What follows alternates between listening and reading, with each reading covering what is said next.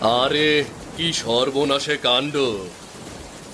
ও গিন্নি, ঘরের চাল তো দেখছি ফুটো। অনেকবারই তো বলেছি বর্ষা আসার আগে ঘরটা সারিয়ে নাও। তখন তো আমার কথা এই কান দিয়ে শুনে ও কান দিয়ে বের করেছো। এবার বসু ঠেলা। সকাল থেকেই মুষলধারে বর্ষা শুরু হয়েছে। অল্প কটা চাল ছাড়া ঘরে আর কিচ্ছুটি নেই। ও সে পরে দেখা যাবে, আগে চারটে খেতে দাও দেখি। যদি এভাবে কিছুদিন বর্ষা পড়তে থাকে তবে তো বাজারের কোনো দোকানও খোলা থাকবে না। তখন কি করবে? কাল থেকে আকাশটা যখনই ছায়া দিয়েছে তখন থেকেই বলছি বাজার থেকে সবজি সহ প্রয়োজনীয় কিছু জিনিস নিয়ে এসো। তোমার তো সেদিকে কোনো কানই নেই। যাচ্ছি যাচ্ছি গিন্নি, আর বেশি বকাঝকা করো না। এই এক্ষুনি বের হলাম বলে। মিনা, রবি এরা কই? কি আনন্দ হচ্ছে রে দাদা, তাই না? কতদিন পর বৃষ্টিতে ভিজছি। হ্যাঁ রে বোন, আমার তো মনে হচ্ছে আজ সারাটা দিন বৃষ্টিতে ভিজি। আরে কি করছিসটা কি তোরা?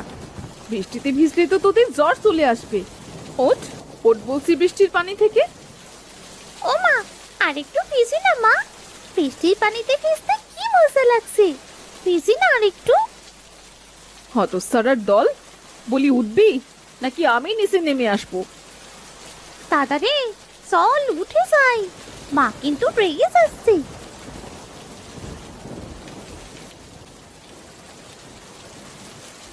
এইদিকে মতিন বাজারে গিয়ে দেখলো সব দোকানপাট বন্ধ হয়ে গেছে। হায় সৃষ্টিকর্তা, এবার কি হবে? সব দোকান তো দেখছি বন্ধ, বাড়িতে যে কিচ্ছু নেই। এদিকে তো বৃষ্টি থামারও নাম নেই।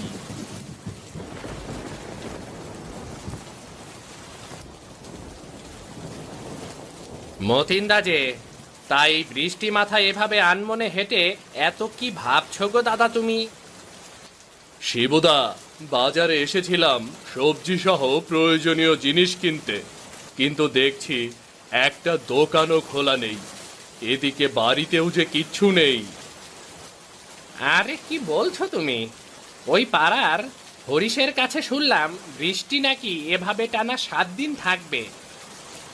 সর্বনাশ করেছে। বাড়িতে ছোট ছোট বাচ্চা, আমরা না হয় না খেয়ে থাকলাম, তবে ওরা কি খাবে? এগুলো বৃষ্টি হবার আগেই ভেবে রাখতে হয় দাদা। তাই এখন আমি আসি গো। মতিন মন খারাপ করে বাড়ি ফিরে এলো।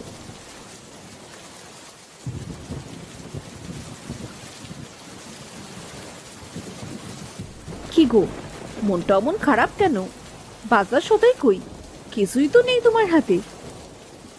গিন্নি, সব দোকান বন্ধ, বাজারের কোনো দোকান খোলা নেই। শুনলাম টানা 7 দিন ধরে বৃষ্টি হবে। কে কি অলক্ষণে কথা বলছো? এই 7 দিন না খেয়ে বাচ্চারা থাকবে কি করে? সব তোমার জন্য। তোমার আলসামির জন্যই আজ এই অবস্থা। কোনো কিছুতেই তোমার কোনো আগ্রহ নেই। ক্ষমা করে দাও গিন্নি, আসলে আমি বুঝতে পারিনি এমন ভারী বৃষ্টি শুরু হবে। ঘরে সামান্য কিছু চাল আর কিছু ডাল রয়েছে। আজকের দিনটা না হয় সেটা দিয়েই পার করলাম, কিন্তু বাকি 6 দিন? সেই দিনের মতো তারা চাল আর ডাল দিয়ে কোনো রকমে পার করলো। পরদিন যখন সকাল গড়িয়ে দুপুর, দুপুর গড়িয়ে রাত এলো, তখন বাচ্চারা বাবা মায়ের কাছে এসে বায়না করতে লাগলো। মা, ও মা, আমার খুব খিদে পেয়েছে মা, খেতে দাও না। তুমি তো বলেছিলে দুপুরে রান্না বসাবে, তবে এখনো কেন রান্না হয়নি? এখন তো রাত হয়ে গেছে মা। আমার সোনা মা, এখন তো খুব বৃষ্টি নেমেছে, রান্না করা যাচ্ছে না মা। তোমরা ঘুমাতে যাও, রান্না শেষ হলে ঠিক ডাকবো তোমাদের। ছোট ছোট বাচ্চাদের মুখে এখন কি করে খাবার তুলে দেব? হায় সৃষ্টিকর্তা, আমাদের রক্ষা করো।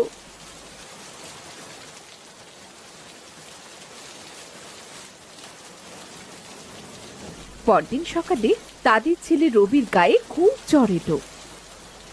মা, দাদা যেন কেমন করছে। কেমন করছে? কি হয়েছে আমার রবির? এ কি, ছেলেটার গা তো জ্বরে পুড়ে যাচ্ছে। এবার কি হবে? ডাক্তারের দোকানও তো খোলা নেই, কোনো ওষুধও তো পাওয়া যাবে না। তখনই বলেছিলাম বৃষ্টিতে ভিজিস না। আহ, ছেলেটাকে নিয়ে এখন করবোটা কি? ওগো, তুমি ছেলে মেয়েকে দেখে রেখো, আমি রমেলাদির কাছে গিয়ে দেখি কিছু টাকা পায় কিনা। এই বৃষ্টিতে কি কেউ সাহায্য করতে চাইবে? তবুও একবার যাও, গিয়ে দেখে এসো।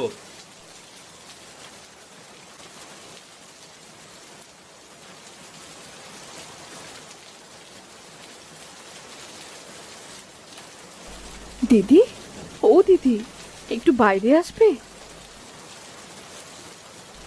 আরে ময়না যে, তা তুমি এই বৃষ্টিতে ভিজছো কেন? ওপরে এসো, শরীর খারাপ করবে তো। দিদি, খুব বিপদে পড়ে এসেছি, ঘরে কিচ্ছু নেই, সাথে ছেলেটার গায়েও খুব জ্বর, আশপাশের দোকানপাট কিচ্ছু খোলা নেই। আমাদের ঘরেও তো খুব সামান্য আটা আছে, আমরাও খুব চিন্তায় আছি। তবুও তুমি একটু দাঁড়াও।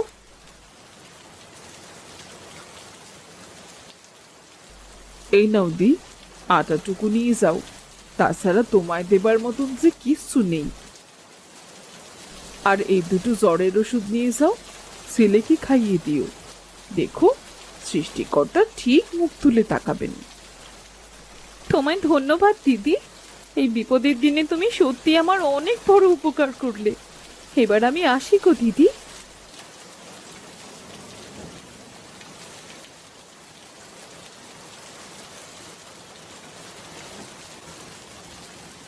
পেলে কিছু? হ্যাঁ, এইটুকু আটা দিয়েছে, সাথে রবির জন্য দুটো ওষুধও দিয়েছে। তোমরা বসো, আমি রুটি বানিয়ে আনছি। রমেলা ময়নাকে যে আটা দিয়েছিল সেই আটায় মাত্র 3টে রুটি হলো।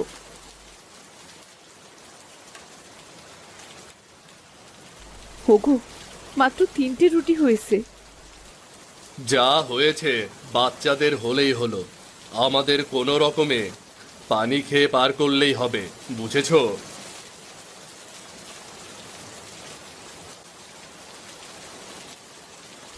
এবার এক্ষুনি সুস্থ হয়ে যাবি বাবা। মাথা ব্যথা কমছে না মা, মাথাটা খুব ব্যথা করছে। আর একটু ধৈর্য ধরো বাবা, এক্ষুনি সুস্থ হয়ে যাবে। হোগো, ঘরের ফুটো দিয়ে তো আরো বেশি করে পানি পড়ছে, এবার কি হবে? এভাবে পানি পড়লে তো ঘরের ভেতর পানি উঠে যাবে। এই বৃষ্টি মাথায় কি করব? কিচ্ছু যে করার নেই গিন্নি, সব দোষ আমার। আজ আমার অলসতার কারণে এই অবস্থা হলো। হায় সৃষ্টিকর্তা, তুমি এই বৃষ্টি বন্ধ করে দাও, বাচ্চা দুটোকে নিয়ে খুব অসহায় অবস্থায় আছি। এইভাবে আরো একদিন কেটে গেল। বাচ্চা দুটো খিদে ছটফট করতে করতে রাতে ঘুমিয়ে পড়ল। কাল ছেলে মেয়ে দুটো খাবার না পেলে মরে যাবে। কি করবো আমি? এদিকে ঘরের ভেতর পানি উঠে গেছে। সৃষ্টিকর্তা, রক্ষা করো আমাদের। আমি কাল সকালে যে কোনো একটা ব্যবস্থা করব, এখন ঘুমিয়ে পড়ো। পরদিন সকালে ময়না ঘুম থেকে উঠে দেখে বৃষ্টি একদম বন্ধ হয়ে গেছে, আর আকাশেও রোদ উঠেছে। ওগো, উঠে দেখো, বৃষ্টি থেমে গেছে, বাইরে রোদ উঠেছে। আমাদের ঘরে আর কোনো পানিও নেই, সব পানি নেমে গেছে। সত্যি বলছো? ওমা, তাই তো গিন্নি, সৃষ্টিকর্তা মনে হয় আমাদের ডাক শুনেছে। বাজারের ব্যাগটা দাও, আমি এক্ষুনি বাজার করে নিয়ে আসছি। মতিন তড়িঘড়ি করে বাজারের ব্যাগ নিয়ে বাড়ি থেকে বেরিয়ে পড়ল।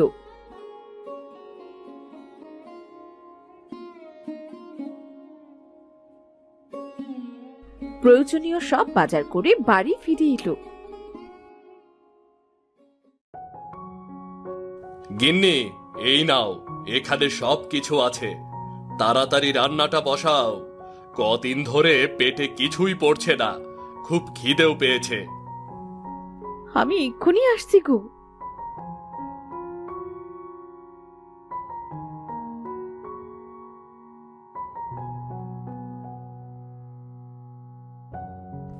কতদিন পরে পেট ভরে খাবার খেলাম, গায়ে যেন আজ শক্তিটা ফিরে পেলাম। আহ একটা কথা খুব মনে পড়ছিল গো। বৃষ্টি সবার জন্য আনন্দের হয় না, আমাদের মতো মধ্যবিত্তদের জন্য তো মোটেও না। বৃষ্টির সময় আমাদের মতো মধ্যবিত্তরা যে কত কষ্ট করে বাঁচে তা তো ধনীদের অজানা।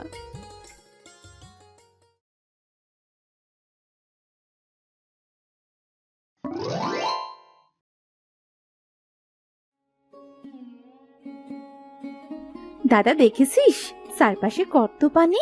এবছর মাঠঘাট একেবারে পানিতে টইটুম্বুর। হ্যাঁ রে বোন, এবছর বৃষ্টির ভাগ মনে হয় বেশি রে। আকাশে দেখ, আবার বিদ্যুৎ চমকাচ্ছে। বৃষ্টি এলো বলে পা চালিয়ে তাড়াতাড়ি হাঁট রে বোন, তাড়াতাড়ি। রাস্তায় তো কাদা দাদা, পাটা বাড়ি বাড়ি কেমন পিছলে যাচ্ছে, কিন্তু অনেকদিন পর বাইরে বেরিয়ে বাতাস লাগিয়ে বেশ ভালোই লাগছে রে দাদা। হ্যাঁ, তা কথা মন্দ বলিসনি। এই যা বৃষ্টি শুরু হয়ে গেল রে, ছাতা মেল তাড়াতাড়ি বোন। এক ছাতার নিচে দুজনে তো ভিজে যাচ্ছি রে দাদা। ওই দেখ, একটা ভাঙা বাড়ি দেখা যাচ্ছে, চল ওই বাড়িতে গিয়েই দাঁড়াই। বলছিস যখন, চল।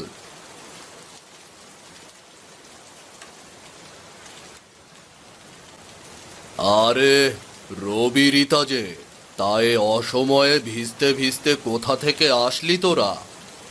আর বলো না কাকা, বোন বায়না ধরেছে, বাড়িতে তার মোটেও ভালো লাগছে না, সে বাইরে ঘুরে ঘুরে বৃষ্টি দেখবে, তাই ওকে একটু ঘুরতে নিয়ে এলাম। কিন্তু কাকাই, তোমার হাতে তো ব্যাগ ভর্তি বাজার, তা এত বড় মাছ কেউ আসবে নাকি গো? হ্যাঁ রে মা, আমার শ্বশুর শাশুড়ি আসছে অনেকদিন পরে, তাই তোর কাকি হাতে বাজারের ব্যাগ ধরিয়ে দিল, আর আমি এলাম বাজার করতে। কিন্তু মাঝ পথেই বৃষ্টি, তাই এখানে এসে দাঁড়ালাম। ইস, বৃষ্টিটা তো থামারই নামই নেই। তাহলে তুমি এবার কি করে বাড়ি ফিরবে? এত তাড়া নেই, বৃষ্টি থেমে গেলেই বাড়ি যাব। তোরা এই বৃষ্টিতে যেন আবার ভিজিস নে, গায়ে কিন্তু জ্বর আসবে রে। বোন চল, বৃষ্টি থেমে গেছে, বাড়ির দিকে যাই। মা মনে হয় আমাদের জন্য খুব চিন্তা করছে রে। হ্যাঁ হ্যাঁ, বেরিয়ে পড়, আকাশটা একটু ছায়া দিয়েছে, তাড়াতাড়ি বাড়ি যা, না হলে এক্ষুনি আবার বৃষ্টি শুরু হবে। দাদা দেখেছিস কত বড় মাছ কিনেছে দিনেশ কাকা? আমাদের বাবা তো এমন মাছই কেনে না। দিনেশ কাকারা তো ধনী লোক, আর আমাদের বাবা তো গরিব, তাহলে এত বড় মাছ কিনবে কিভাবে? জানিস দাদা, আমার না বড় মাছের ঝোল দিয়ে খুব গরম গরম ভাত খেতে ইচ্ছে করে। মন খারাপ করিস না বোন, আমি বড় হলে রোজ তোকে বড় মাছ খাওয়াবো। ওই দেখ, মা বারান্দায় আমাদের জন্য দাঁড়িয়ে অপেক্ষা করছে। কি রে, এই বৃষ্টি মাথায় তোরা দুজন কোথায় গিয়েছিলি? আমি তো চিন্তায় তোদের জন্য ঘরে দাঁড়াতে পারছি না। জানো মা, রাস্তা পর্যন্ত পানি উঠেছে, মাঠঘাট সব পানিতে একাকার অবস্থা। আমি আর দাদা ঘুরে ঘুরে দেখতে গিয়েছিলাম মা। পাকা বুড়ি একটা, আর এদিকে চিন্তায় আমার মাথা ধরে যাবার মতো অবস্থা। আয় দেখি, তাড়াতাড়ি ভাত খেয়ে নে। সে কখন থেকে ভাত বেড়ে তোদের জন্য অপেক্ষা করছি। কাজ থেকে বাবা এখনো বাড়িতে আসেনি মা? হ্যাঁ, সে তো ঘরের ভেতরে তোদের জন্য অপেক্ষা করছে, তাড়াতাড়ি খেতে আয় দেখি।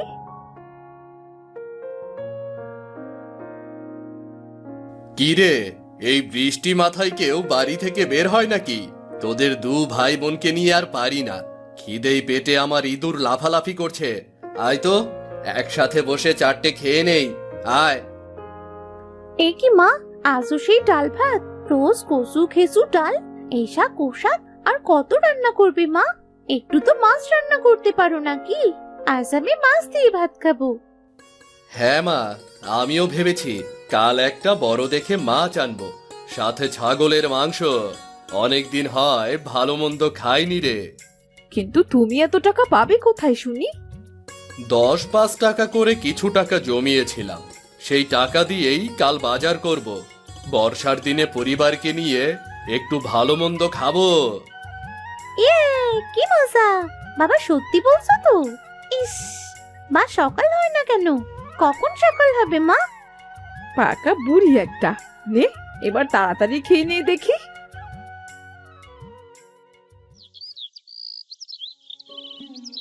পরদিন সকাল সকাল রিতা ঘুম থেকে উঠে পড়ল। ও বাবা, বাজার করতে যাওনি? তুমি আনবে কখন? আর মা কখন রান্না করবে? আকাশের যে অবস্থা, এক্ষুনি তো বৃষ্টি নামবে।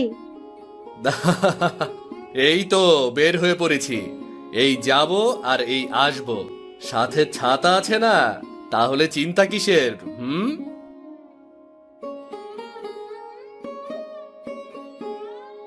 দিনু বাজারে গিয়ে বাড়ির প্রয়োজনীয় সব জিনিস আর মাছ মাংস কিনে বাড়ি ফিরল।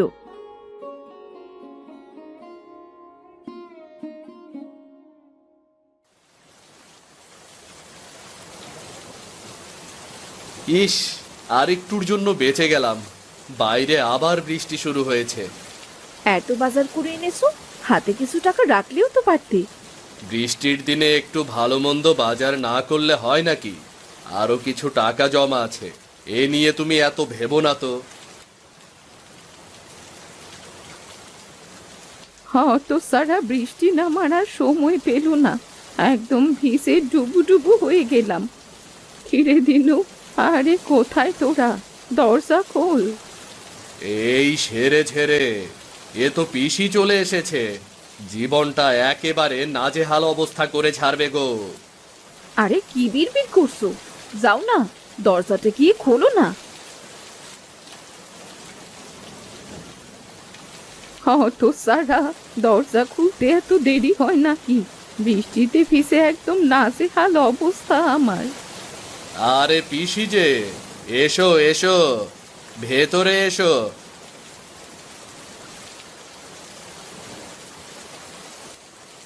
এই বৃষ্টির ভেতরে কি মনে করে আসলে শুনি?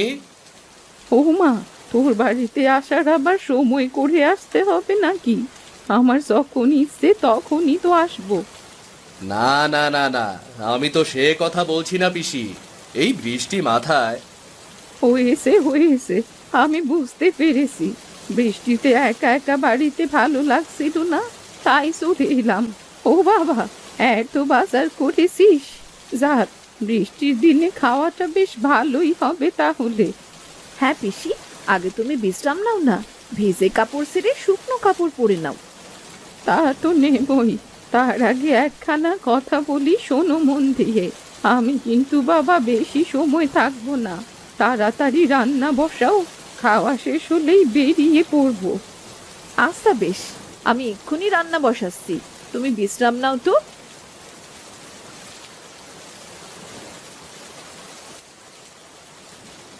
বাবা গো বাবা, কি ঝাঁজ বুড়ির! এত ঝাঁঝালো আবার কোনো মানুষ হয় নাকি? ঝাঁঝালো হলেও তোদের ঠাম্মার মনটা কিন্তু অনেক ভালো রে। ভালো না যাই, এসে তো খ্যাক খ্যাক শুরু করেছে। এই চুপ কর তোরা, চুপচাপ এখানে বস, রান্না শেষ হলে সবাইকে খেতে দেব। দিনু, এই দিনু, এইদিকে আয় দেখি একটু।